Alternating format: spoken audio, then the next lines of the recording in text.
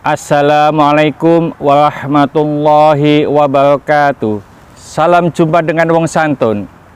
Kita sebagai warga Indonesia, maka negara Indonesia ini mengakui beberapa agama, diantaranya yaitu agama Islam, yang kedua agama Kristen, ketiga Katolik, ada Hindu, ada Buddha, dan yang terakhir yang diakui pada Presiden Kyai Haji Abdurrahman Wahid, yaitu agama Konghucu. Tiap agama itu memiliki Tuhan masing-masing. Tentunya tiap agama ini menganggap bahwa agamanya paling baik dan agamanya paling benar. Lalu bolehkah seorang Islam itu menghina agama lain, apalagi menghina Tuhan agama lain? Oleh karena itu, pada kesempatan ini kami ingin membahas larangan atau jangan menghina Tuhan agama lain. Dalam Islam, menghina Tuhan agama lain itu merupakan hal yang sangat dilarang, karena dapat menimbulkan kerusakan yang besar, bukan hanya bagi dirinya sendiri, namun juga terhadap Allah Subhanahu wa Ta'ala. Al-Quran adalah cerminan akhlak Rasulullah Sallallahu Alaihi Wasallam. Salah satu di antara akhlak yang diajarkan Al-Quran dan diterapkan oleh Rasulullah Sallallahu Alaihi Wasallam adalah mengucapkan kata-kata yang baik dalam berhubungan sosial, termasuk menghindari mencela agama lain, terutama terhadap Tuhan mereka ketika berdakwah. Tentu ini menjadi sebuah peringatan bagi kita semuanya, khususnya dengan banyaknya dai-dai atau ustadz-ustadz muda yang terkadang secara sengaja maupun tidak sengaja itu menjelekkan agama lain dalam ceramahnya. Tentunya di era modern ini, mencaci maki agama lain itu justru menyebabkan citra yang buruk bagi umat Islam itu sendiri. Kenapa? Karena itu, meskipun cacian atas agama lain itu sesuai dengan kenyataan, tetaplah tidak diperbolehkan, karena hal itu justru berdampak buruk pada citra agama Islam. Di dalam Al-Quran disebutkan, A'udzubillahi minasyaitonirrajim, Bismillahirrahmanirrahim, wala tasubbul ladzina yad'una min dunillahi fayasubbullaha adwan bighairi ilmin kadzalika zayyana likulli ummatin amalahum tsumma ila rabbihim marji'uhum fayunabbi'uhum bima kanu ya'malun. Maksudnya, dan janganlah kamu mencaci maki sesembahan-sesembahan mereka, yaitu sesembahan selain Allah, karena mereka nanti akan memaki Allah dengan melampaui batas tanpa pengetahuan. Demikianlah kami jadikan setiap umat menganggap baik pekerjaan mereka, kemudian kepada Tuhan mereka lah kembali mereka. Lalu Dia Allah memberitakan kepada mereka apa yang dahulu mereka kerjakan. Dalam penghujung ayat di atas, itu merupakan sebuah peringatan agar umat Islam memasrahkan urusan non-muslim ini kepada Allah, karena hanya Allah lah yang berhak memberi hidayah kepada makhluknya, sedangkan dakwah para dai hanyalah sebagai lantaran dalam masuknya hidayah ke dalam hati umat. Ada kitab tafsir yang dikarang oleh Syekh Ibnu Katsir.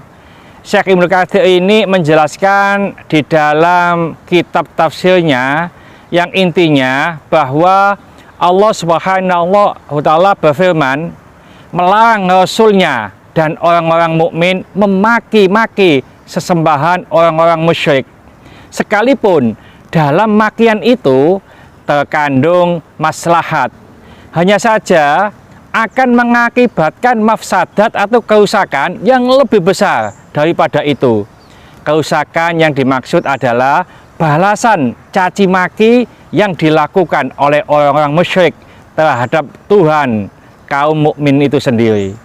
Lalu di dalam kitab itu juga disampaikan bahwa Ibnu Abbas mengatakan sehubungan dengan asbabul nuzul ayat ini, disebutkan bahwa orang-orang musyrik itu berkata, "Hai Muhammad, berhentilah kamu dari mencaci maki Tuhan-Tuhan kami, atau kalau tidak berhenti, kami akan balas mencaci maki Tuhanmu." Maka Allah melarang kaum mukmin mencaci berhala-berhala sesembahan kaum musyrikin. Lalu di dalam kitab Tafsir Al-Qurtubi, Syekh Al-Qurtubi menjelaskan bahwa di sana ulama berkata, hukum larangan mencaci maki agama lain adalah hukum pasti dan tidak bisa diubah dengan alasan apapun selama dikhawatirkan kaum non-muslim mencaci maki agama Islam atau mencaci maki Nabi Shallallahu Alaihi Wasallam, bahkan mencaci maki Allah Subhanahu Wa Taala. Maka selama itulah umat Islam tidak diperbolehkan mencaci maki agama lain, baik itu mencaci maki salib mereka, agama mereka, ataupun mencaci maki gereja mereka atau tempat ibadah mereka. Serta umat Islam tidak diperbolehkan melakukan hal-hal yang menjurus terhadap penghinaan agama Islam itu sendiri dengan menghina agama yang lain, karena hal tersebut terhitung melakukan hal yang berpotensi buruk. Secara umum, bila seseorang itu dicaci maki, maka dia akan membalas caciannya itu.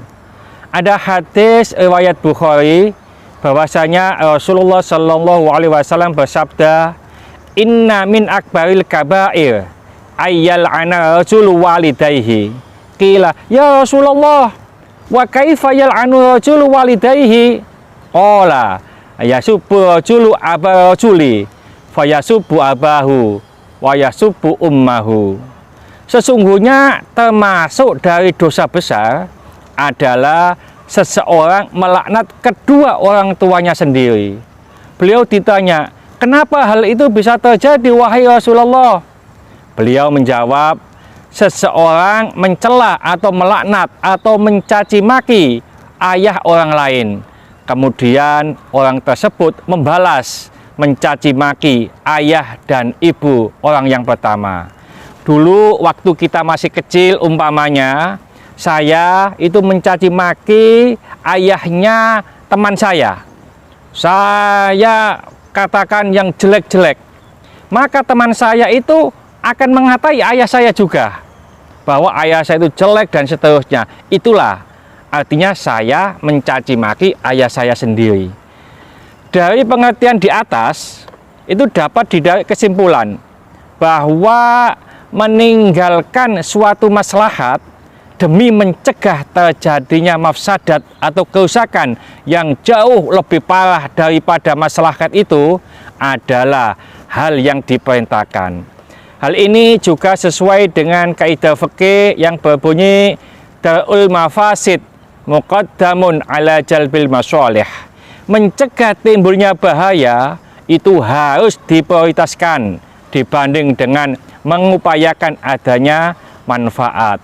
Oleh karena itu, siapapun kita, baik itu orang biasa, utamanya kalau kita menjadi dai atau pendakwah, tidak usah menjelek-jelekan agama lain, apalagi menghina Tuhan agama lain. Kenapa? Karena kalau kita menjelekkan agama atau Tuhan mereka, maka penganut mereka pasti akan menjelekkan Tuhan kita sendiri, yaitu Allah Subhanahu wa Ta'ala. Dan ini akan menjadi cermin yang jelek bagi agama Islam. Mudah-mudahan sedikit ini dibarengi hidayah oleh Allah Subhanahu wa Ta'ala. Mudah-mudahan bermanfaat bagi kita semuanya. Sampai jumpa di video yang akan datang. Akhir kalam, assalamualaikum warahmatullahi wabarakatuh. Salam Wong Santun.